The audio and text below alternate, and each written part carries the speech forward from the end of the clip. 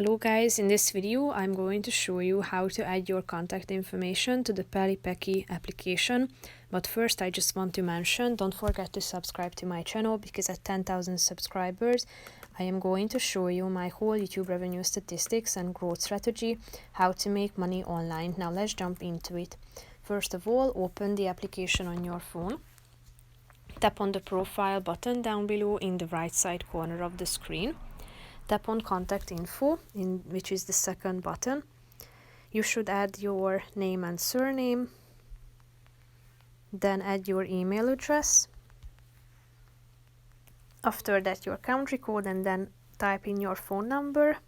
Then add your address including the street and number, city, postal code and country, and tap on the update button down below to save the contact information. If you are a legal entity, you can also add legal entity, including the